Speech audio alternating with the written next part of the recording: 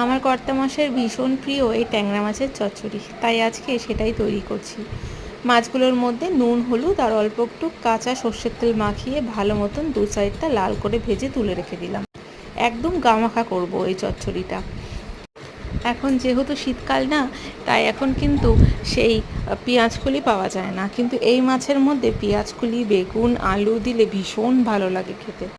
মাছগুলো ভালো মতন ভাজা হয়ে গেছে। তুলে নেওয়ার পর অল্প একটু বেগুনকে ভালো মতন দু সাইডটা ভেজে তুলে রেখে দিলাম।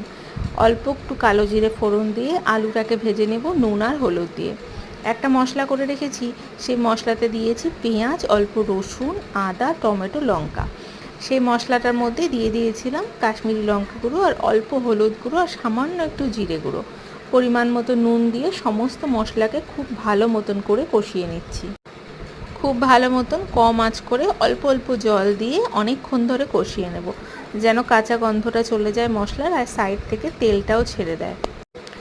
এই রান্নাটা কিন্তু এমনি ভাতের সাথে মাখিয়েও খেতে ভালো লাগে, আবার গরম গরম ডাল হলে তার সাথেও খেতে দুর্দান্ত লাগে। ভালো মতন মশলাটা কষানো হয়ে যাওয়ার পর অল্প একটু জল দিয়ে সেই যে ওই বেগুনগুলো ছিল ভাজা সেটা দিয়ে দিয়েছি, আর বেশ খানিকটা ধনেপাতাও দিয়েছিলাম। যখন জলটা বেশ খানিকটা শুকিয়ে গেল, সে ভাজা মাছগুলো দিয়ে উল্টে পাল্টে নিয়ে এরকমভাবেই নামাবো গরম গরম। অল্প একটুখানি চিনিও দেবো, একদম গামাখা করব না, অল্প একটু সামান্য ঝোলঝোলা রাখবো। এই চচ্চড়িটা ভীষণ ভালো লাগে খেতে।